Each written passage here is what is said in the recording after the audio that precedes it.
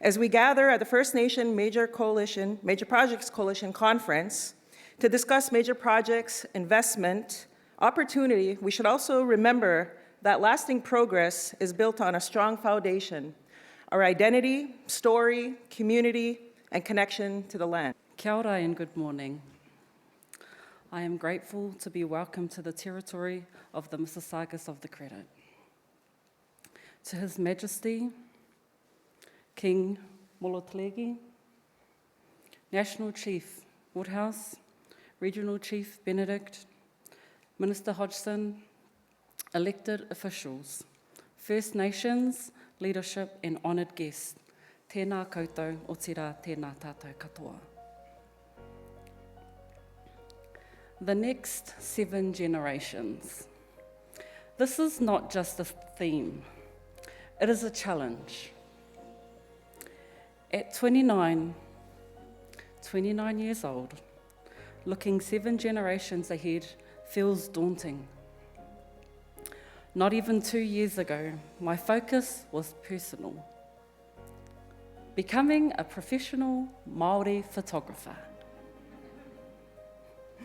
But like many Māori, my lens was forced to refocus.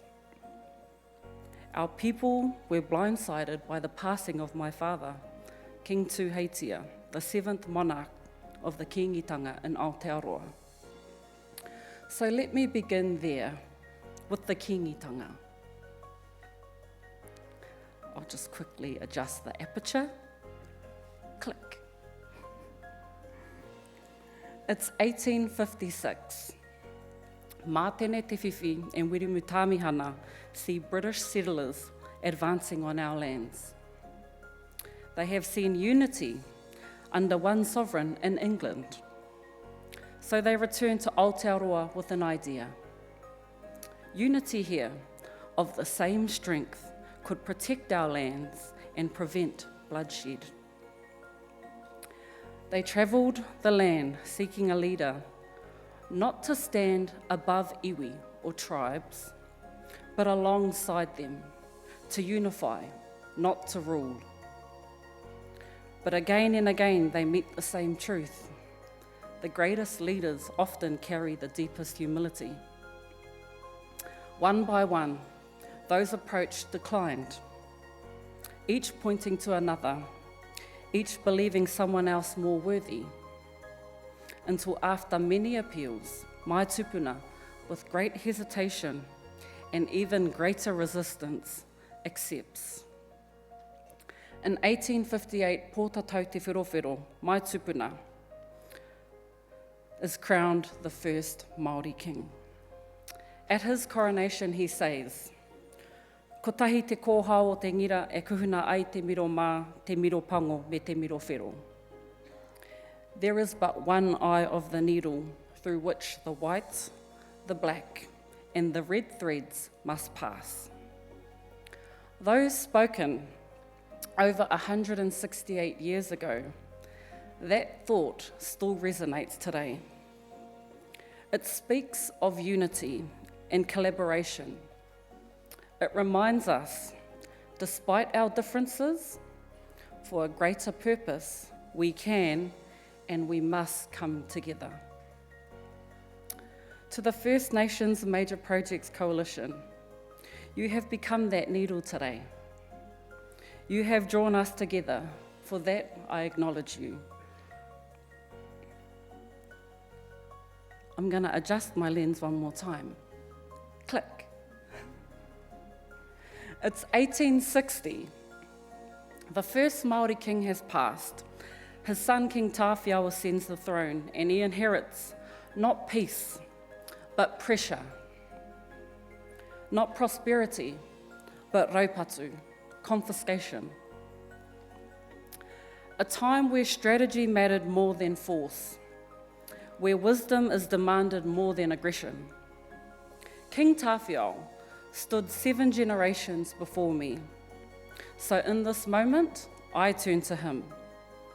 Because to look forward 7 generations, I must first look back 7. He spoke in tongikura, or prophecy, not just for his moment, but for ours. There is one I want to draw strength from today.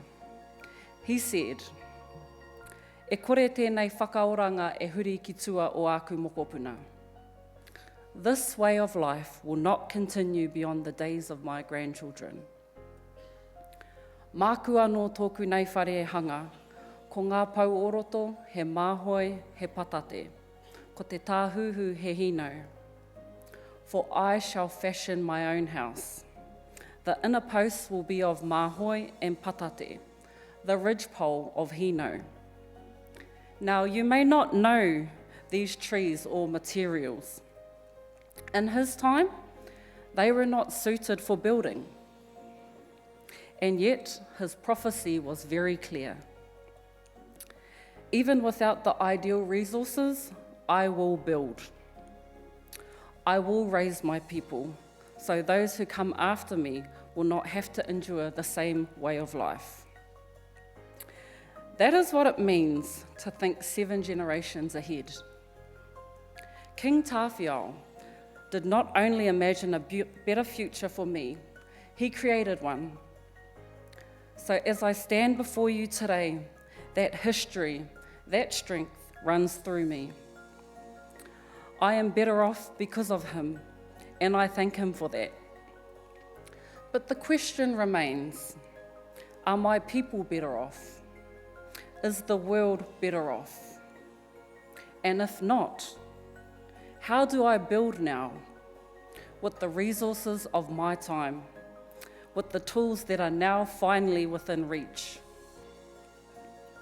Like Tāwhiao, how do I build a house where my people and those who come after us do not live another day in struggle? As I raise my camera and gaze outward to what we call the world, what do I see? Click.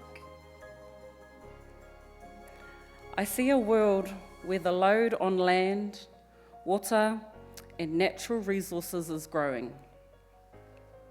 I see a world where climate change is no longer a future concern, but a harsh and present reality, especially for my people. I see authority being tested, commitments narrowed, agreements revisited. I see Indigenous peoples standing firmly in the truth of who we are. But I also see something shifting. I see a growing recognition that the systems we have relied on are reaching their limits, that economies built on taking without renewing exhaust both the land and its people. This is not new knowledge.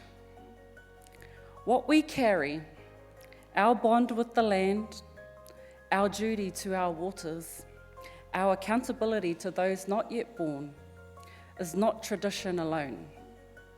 It is governance that honours the boundaries of a planet that cannot give endlessly. We did not learn to think in generations because we have always thought this way. The question is not whether our knowledge matters. It is whether the world is ready to see and recognise it this time. Because what I decide to do now and what we decide to do together will shape the world that my grandchildren's grandchildren will inherit. So I do not think in short cycles, and our answers cannot be to wait. Our answer must be to act, to lead, to build, and to prove. Leadership is not saying yes to every opportunity put before us. Leadership is about setting the standard by which those opportunities are judged, and holding to it, regardless of who is in the room. When I look around this room and across Canada, Aotearoa, and the wider Indigenous world, I see that responsibility taking shape. New capital frameworks are emerging. First Nations are asserting ownership in major projects, not as beneficiaries, but as partners and leaders. Māori are building long horizon investment capability. Indigenous finance networks are merging across regions, each in its own way building the same thing. Systems we design, systems we govern, systems that serve the generations that we answer to. The question of how we hold and deploy our capital is now a question the global finance systems are being forced to confront. Because capital, shaped by Indigenous values, is defined by what it protects, what it builds, and what it leaves for those who come after. The well-being of our people, the strength of the environment, and the inheritance we pass on. That is the standard we hold investment to, ours and others. Not every opportunity meets that standard. The question is not simply whether we invest, but whether what we invest in reflects who we are. At times, building requires us to say no. At other times, it requires us to say yes, but on terms that reflect our values. That is not idealism. It is discipline in both directions. And so the question becomes, what does investment that meets our standards look like? It strengthens the land it touches. It strengthens the people who live within it. It treats partnership as real, not ceremonial. And it leaves long-term value when the work is done. Investment that meets that standard is welcome. We will help build it.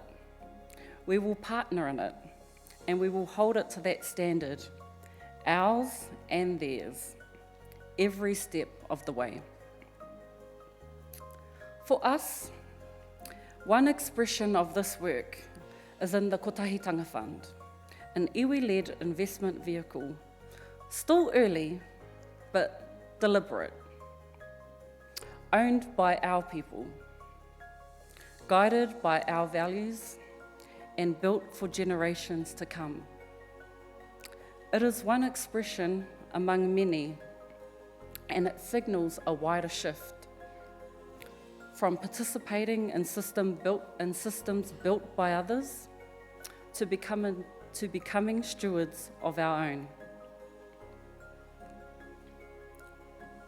To the iwi who have stepped forward, your commitment is not financial. It's generational. To the First Nations leaders here, you have endured the clearing. You are the mahoi, you are the patate. Now is the time to grow on your own terms. To our partners in government and industry, this is a house you are welcome in. What we ask is that you honour its design, because what makes the partnership real, because that is what makes the partnership real. You are welcome in this house, but only if you honour its design, not reshape it. And to the young people, we are not only the reason we build. We are the builders. We are the answers to that hope. We are the house imagined. 7 generations ago, Kiingi Tāwhiao spoke forward in time. He knew this renewal will not be seen in his lifetime. He was right. It took generations. It required patience, sacrifice, and belief in a future not yet visible. And today, in this room, we are that future. So when I lift my camera to my eye, I see the outline of a whare, a house, not fully built, not fully understood, but there. Sometimes others cannot see what you see through the viewfinder, not because it isn't real, but because the image hasn't been developed yet. Our work is to develop it until the picture is clear enough that others no longer need to be convinced. They can simply see it for themselves. We are not just imagining the house, we are building it, and in time, the world will see it too.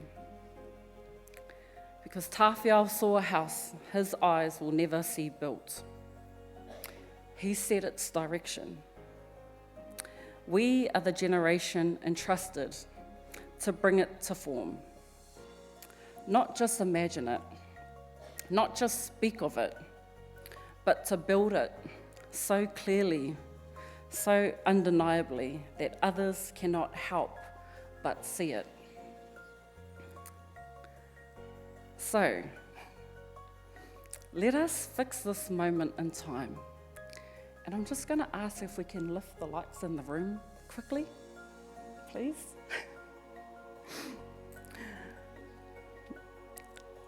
When the future stopped being distant and became our responsibility, I want to picture one last frame for the mokopuna of every person in this room.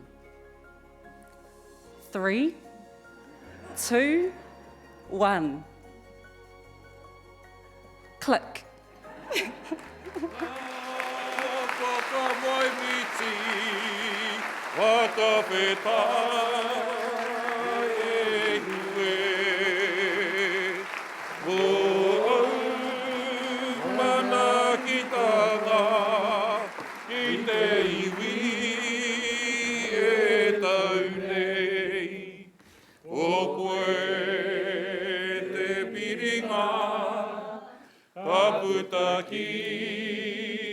Te